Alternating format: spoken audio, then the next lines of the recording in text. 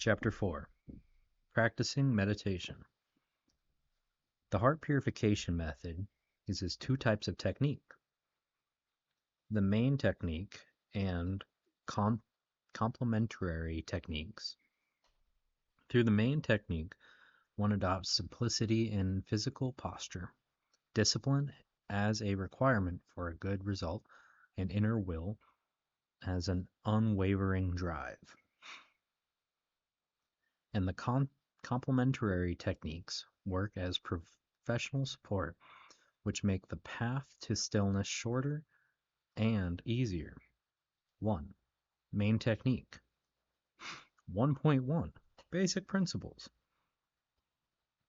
When preparing to meditate, the practitioner needs to follow rules which combine naturalness, relaxation, and comfort to the exercise of the practice, so as to easily enter a meditative state and remain there for a long time. These rules consist of basic principles of the main technique and can be summarized in the following ways. 1. Relax the body and mind to ease the work of concentration. 2. Place the tip of the tongue on the palate near the upper incisor to close the cycle of energetic flow and avoid the loss of energy workup. 3. Keep the spine upright, not bending it or leaning to the side. 4. Settle on the axis, represented by an imaginary line which runs through the center of one's physical body towards the sky and the earth, equidistant from the right and left sides and from the front and back. Adopt the mental behavior of distancing oneself from all surroundings, noises, and problems which one needs to resolve after leaving the meditation, preventing external obstacles from being transformed into barriers at the start of the practice. That was number 5, if I didn't say that. Provided that the person is mentally and physically relaxed, he can meditate at any time, in the position which he deems to be most comfortable, whether that be sitting down, leaning back, or lying down. However, one must take care with two aspects of the relaxation, especially in the initial months of work. The first is regarding overly comfortable physical postures, which may lead the practitioner to sleep while meditating. And the second is regarding the chin, which can drop when he enters a state of complete relaxation. 1.2 Physical postures. With the basic principles understood and assimilated, the practitioner chooses the most suitable physical posture for the meditation, always giving priority to his physical and mental comfort. He starts by sitting on a cushion on the floor. If unable to do so, he sits on a low bench, chair, or armchair, trying different postures until he finds the ideal way. Having found the best posture, the practitioner tries to maintain it every time he meditates, only altering it when it's really necessary. Full lotus and half lotus posture. The most recommended posture is a full lotus posture, due to the degree of security that it affords the practitioner. Sitting on a soft cushion on the floor and avoiding the use of backrests, especially walls, one supports the body on the hips and stretches the vertebral spine until a comfortable position is found, in which one does not feel one's back. Next, one lays the hands flat facing upward, right over left, and with the thumbs lightly touching, one gently crosses one's legs, in keeping with flexibility of one's joints, until placing them in full lotus position. If unable to do so, use the half lotus position, or the closest position to that. One can rest the knees on the floor a few centimeters below the cushion. This increases stability. Practiced in this manner, the full lotus position has the benefit of the practitioner knowing that his legs, which are in contact with the floor, will support him. In the event of involuntary body movements, and even if he falls to the side, the fact that he is very close to the floor prevents risk of injury. The full lotus and half lotus position tends to cause back pain or pins and needles in the legs for majority of practitioners, especially beginners, which prevents them from maintaining this position for long. This discomfort leads to the delay in attaining satisfactory results from meditation. But if any kind of progress is observed, no matter how slow, then one should continue to practice the position. And then they show a figure of the perfect lotus, and it's not necessarily crisscross applesauce. It's more of you're sitting on the floor and you have both of your feet in your inner thigh, one crossed over the other.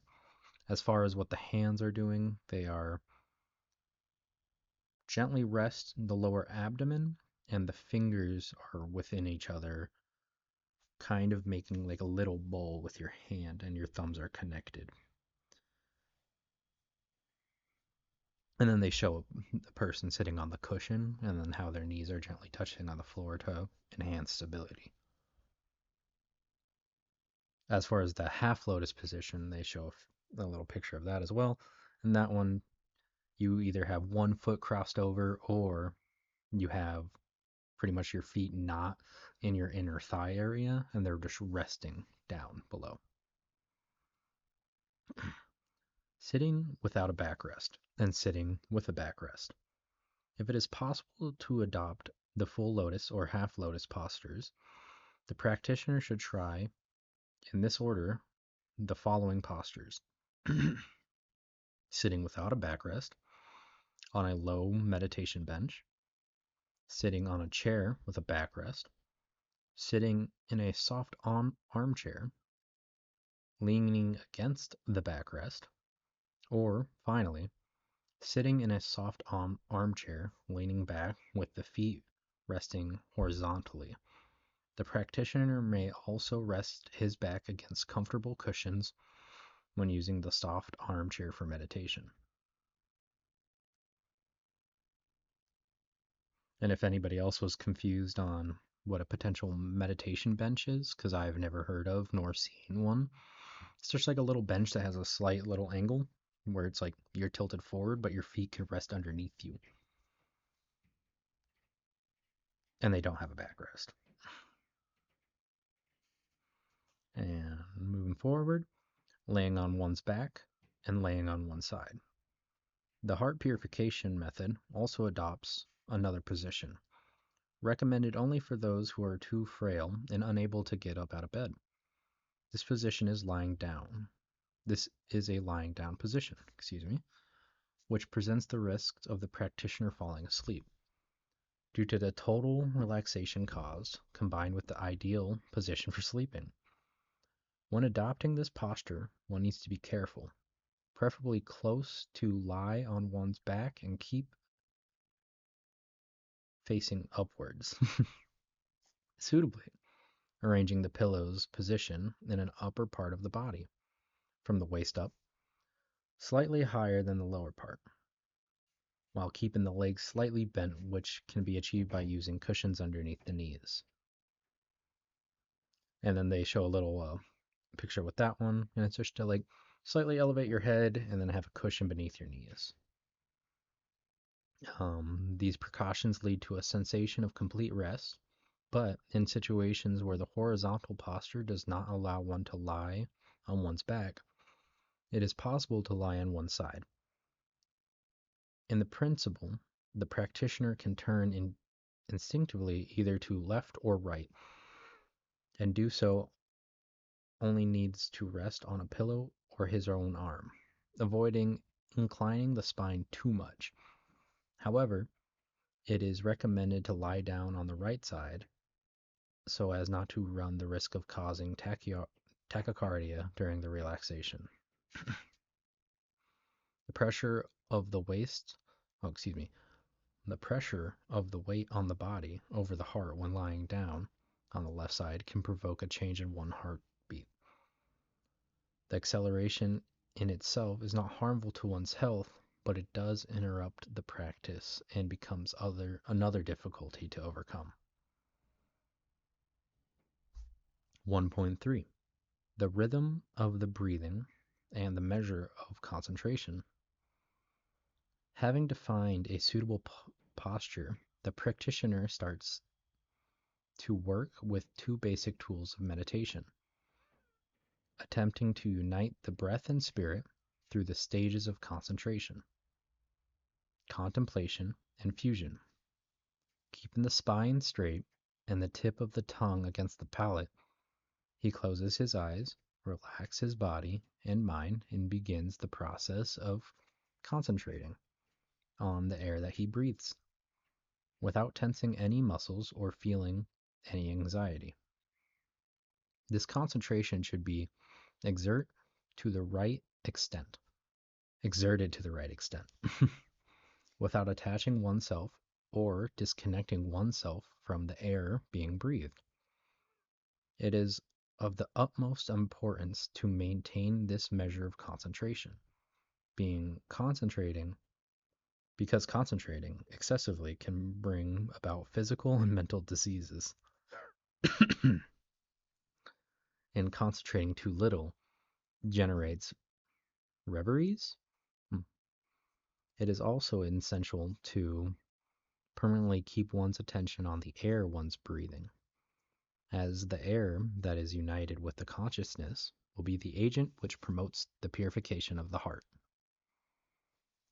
During meditation, it is normal to feel vibrations in the body. These may result from partial unblocking in the energy channels, or from intake of subtle energy from the anterior heaven in the practitioner's body. When small unblockings occur, the energy nodes jump around in the channels, releasing concentrated energy and giving rise to involuntary vibrations. This is similar to the effect which arises during sleep. Often one wakes up with an involuntary jolt of the body because of the release of energy that was concentrated in that part of the body. But in advanced meditative states, another phenomena is also possible, in which the practitioner keeps jumping consecutively for uninterrupted periods of time. The cause of this is the complete and sudden unblocking of the personal's energies channel. With the intake and vigorous circulation of the energy from the anterior heaven through these channels, depending on the level of the bodily energy, the intake of suitable energy causes the effect of continuous vibration. 1.4. Tolerance thresholds. At the start of the process, practitioners tend to come up against obstacles manifested in the physical, energetic, or mental spheres. And this happens regardless of the chosen meditation posture. Due to these tolerance thresholds, some people are unable to bear more than 10 minutes without moving their arms or legs, or only a few seconds without thinking. The greatest difficulty at the beginning is remaining physically still in the chosen position without developing thought. All these obstacles, however, despite being expressed in different forms, are related to each other and together represent obstacles to the practice. But as the meditation work progresses, the difficulties die down, and the practitioner slowly begins to forget the discomforts which are characteristic of the initial phase, until he neutralizes the physical body and mind, breaks through the barrier of the form and the image, and enters into a complete stillness, reaching emptiness. With physical and energetic intolerance, the body fails to obey the will of the consciousness, and the legs go numb due to the block which occurs in the energy channels. The best way to combat these symptoms is to stick to the practice in a disciplined fashion. Persistence in meditation in the position originally provided to be comfortable without pushing beyond the threshold that one's body itself established. Gradually, the energetic renewal resulting from disciplined practice will combat the body's disobedience. Unblocking the channels which impede the energy from flowing freely through the organism. Taoism teaches that beginner should not use insistent purely and simply to exceed his maximum tolerance threshold. Insistence purely and simply to exceed his maximum tolerance threshold. As regards both posture and time, always after some attempts at this, he ends up getting seriously hurt or gains some discomfort, such as physical pains and circulation problems, which leads to the abandonment of the practice. He who respects his own limits, on the other hand, managed to expand his margins and tolerance. Thus, he continues the practice for longer and perseveres in the meditation process. This is the gradual process applied to the Taoist spiritual path. As a result of the discipline adopted, leading a person slowly but surely to enlightenment. The mental intolerance may be of a rational or emotional scope. At the rational level, it is characterized by a dichotomy that is established when the practitioner sits to meditate and two opposing forces arise in his mind which dispute the primacy of his reason. One side of the mind orders the practitioner to concentrate and be silent, while the other unravels never-ending reasons to divert him from this objective. The person feels as if he's undertaking a fight within himself, and ends the practice more tired than he was when he sat to meditate. He is caught in a debate between two contrary orders, unable to define which of the two to obey. When this happens, and the practitioner realizes that he will not manage to end the discussion, he should get up to distract his attention and try meditating again later, either that same day or the next day. When he feels in a state to control the internal dispute, this kind of attitude leads the person to spend less time in meditation, but acting in the way respecting one's tolerance threshold, which will produce a better quality result for the practice. At the emotional level, mental intolerance is related to the anguish caused by the silence in which the person finds himself during practice. He cannot bear the meditation process because he cannot live with the absence of internal dialogue. If the beginner insists on pushing his limits, remains sitting and searching of silence, which he cannot tolerate, he should be running the risk of going through an emotional explosion, which will have damaging and harmful consequences to his nervous system. Bearing in mind that the heart purification method is a spiritual tool used by those who follow the path towards Tao, as abstained attitude like this becomes nonsensical because the path should be experienced in a smooth manner and not an explosion therapy. Under these circumstances, one needs to exercise detachment in order to feel comfortable with the absence of thoughts. It is down to each person to recognize his own obstacles and to learn to deal with them. Until discovering the ideal way to meditate, the method is the same, but people are different to each other. Therefore, each person should find the manner which he considers to be the most suitable for himself, depending on his temperament, his life experiences, and the way in which the practitioner faces the world. It may be better to meditate in the lotus position, sitting in an armchair or lying down. It may be better to meditate in the morning or at night. Maybe drink a glass of milk beforehand, or meditate and eat or drink afterwards. Each practitioner needs to find his own manner of meditating, which provides to be the best for him, in the situation or at the stage he finds himself, at the time of life through which he is passing, and in the condition which he is living. If he is unable to remain sitting for a long time, trying to seek physical and mental stillness, he should try to find a comfortable position to cut down the meditation time to 30, 15, or even 5 minutes. Any period of time is recommended to get started. 1.5. Discipline schedules as expression of the unwavering will. Discipline is a part of the method and is also responsible for the results to instill discipline. The practitioner needs to be strong-willed. Ideally, one should perform 2 meditation sessions a day, one in the morning before one's activities and another at night before sleeping after ending all activities for the day. The practitioner, for example, has to be at work at 9 and needs to have breakfast at 7 to leave the house at 8. Then he should wake up very early and meditate at 5 or at 6.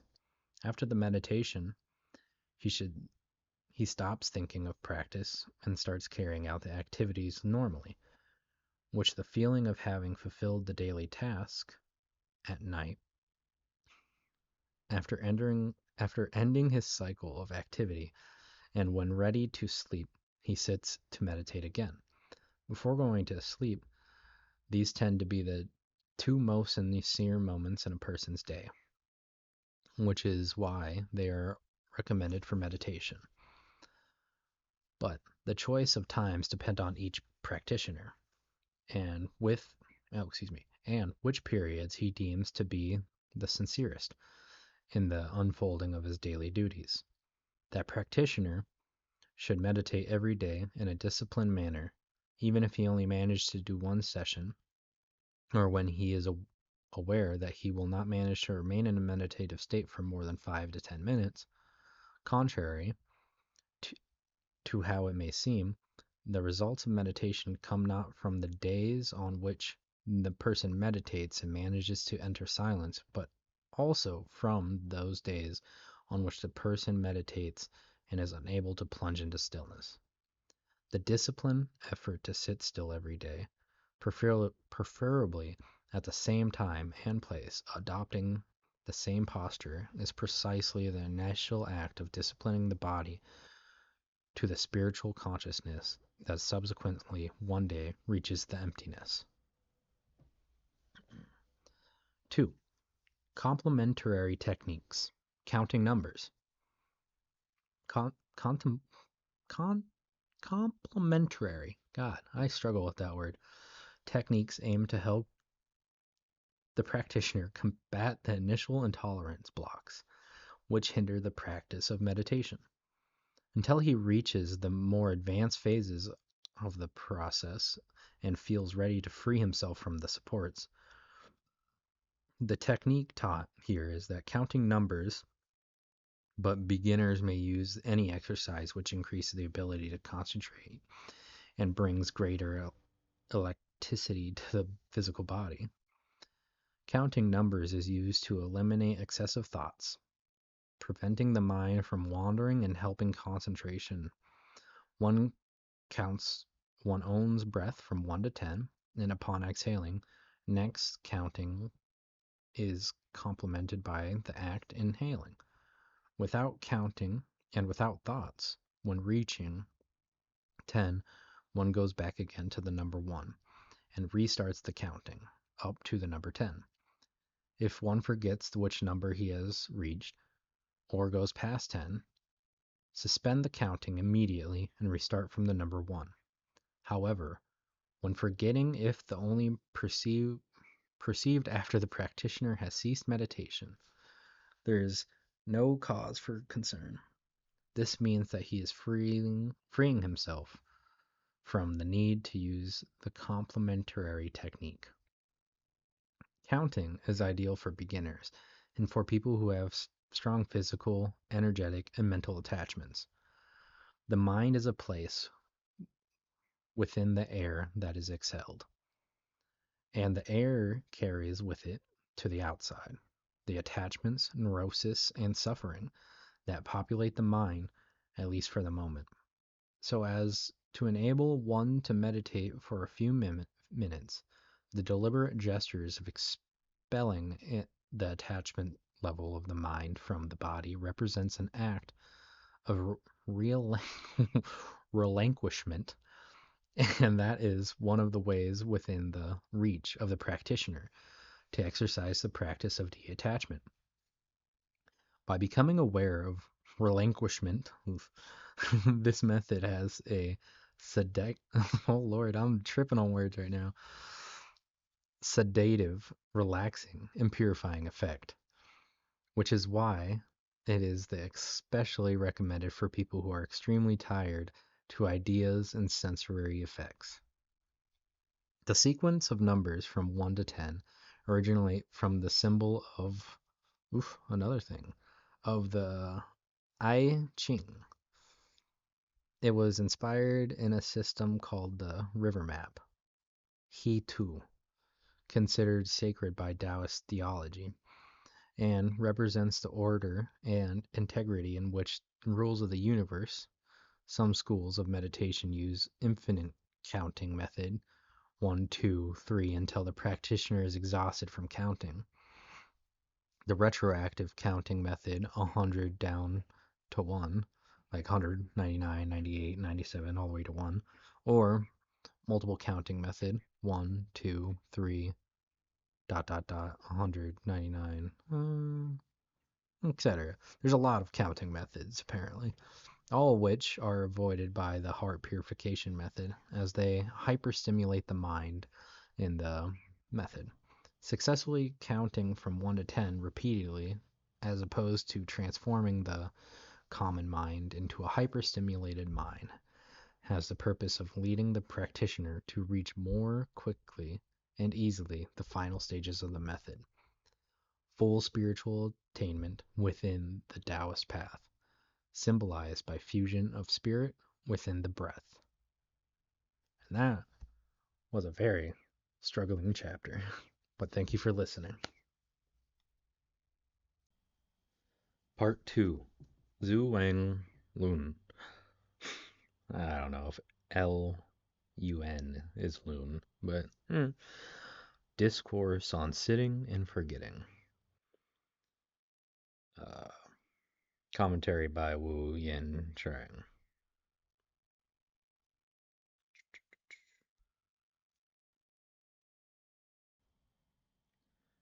Preface. The most noble of man in his life. The most noble of man is his life. The most noble of life is the Tao. Path. In parentheses right there. The Tao to man is like water to the fish. A fish, and though dry, still longs for a shell full of water. But the man of the world, in the face of fragile death, are unaware of the sense of creating a path. Men hate the suffering of life and death, but adore the complications of life and death. They always value the terms path and virtue, but few make their path and acquire their virtue. Thus, it is necessary to reverse this reality, to search for new beginnings at the end and on a lost path. Think of the return, Faced with the objective, every inch of light and shade is immeasurable value. With a profound feeling of sorrow, I reverently searched the sacred treatises for the foundations which correspond to the essence models of meditation. I have summarized them in 7 items to serve as steps to the Tao, thus attributing a pair of wings to the body that wishes to fly. And then commentary. The most noble man is his life. The most noble of life is the Tao path. It just repeats the parts up there, excuse it. The importance of life resides in the possibilities of practicing the path which leads to the Tao. The significance of the path to the man is the same as that of the water to the fish. Both need these to live, but faced with the impending death through the lack of these resources, they react differently. While the fish feels relieved and happy with a shell full of water, the human being, faced with the opportunity to know the Tao, reach transcendence, refuses to adopt the spiritual path that would give a sense to his life. Men hate the suffering of life and death, but adore contemplations of life and death. The suffering of life and death are birth, growing old, falling sick, and death. And the complications of life are all situations which lead to suffering. One suffers, for instance, due to the desire to possess what which one does not have, or the fear of losing that which one does have. Due to illness that one caught or fear of catching it. Due to the moment of agony or anticipation fear of death. And due to that which one recalls of one's past, or of the fear of that which one shall experience in the future. There are many sources of suffering, but despite re-injecting this condition, human beings insist on complicating their own lives, creating unnecessary desires, anxieties, and fears that generate the attachments that lead repeatedly to the hate and suffering. They always value the term path and virtue, but few make their path and acquire their virtue. Path and Virtue is the title of one of the most important classic works of Taoism, the Tao Te Ching by Lao Tzu. The work teaches that whoever follows the path within himself acquires the virtue in relation with the world. This part talks about those who value the path but are unable to practice it. They are skillful people who will make beautiful speeches on appropriate occasions to teach the practice of the path and exercise of virtue. Yet, the employee idolize concept in a mere formal manner as themes for sterile debates or to criticize the behavior of others. Their spiritual search remains superficial, and the values of virtue are not incorporated into their everyday lives. Thus, this is going back to the original paragraph.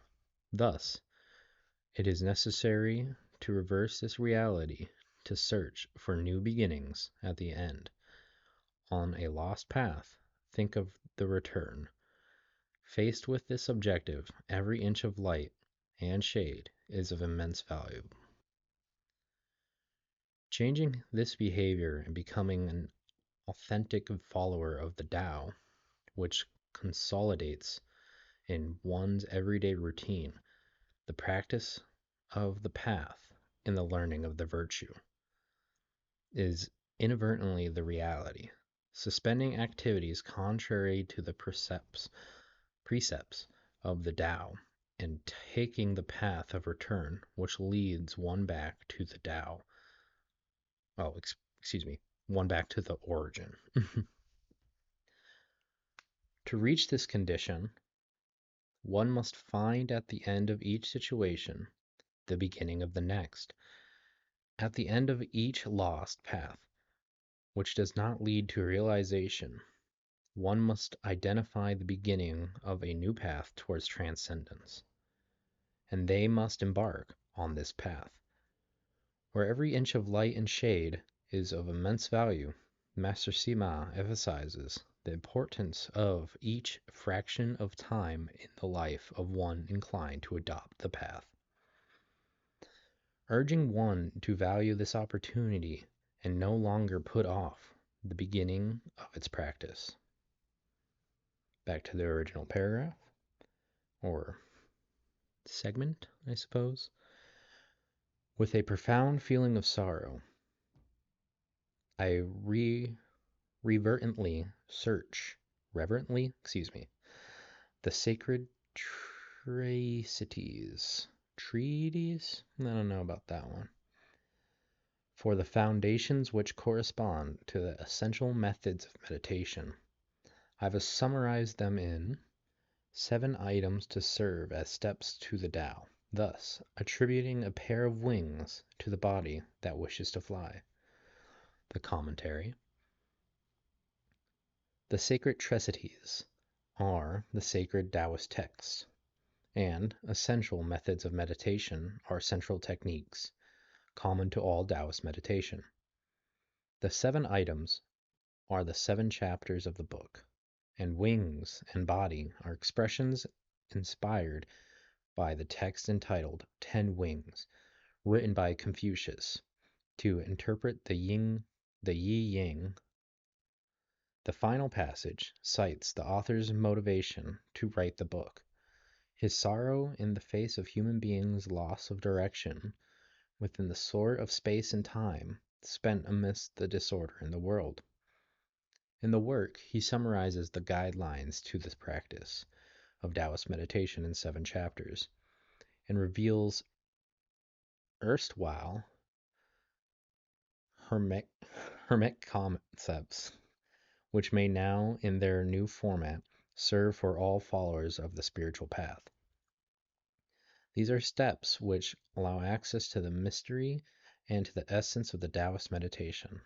They facilitate the path of its practitioner step by step towards the Tao, regardless of the method chosen for practice.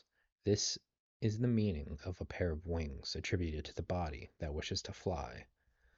Just as yi-yang is mysterious for laymen, and Confucius wrote the 10 Wings to reveal its wisdom, Master Sima wrote Zhuanglun to interpret the wisdom contained within the essential methods of Taoist meditation.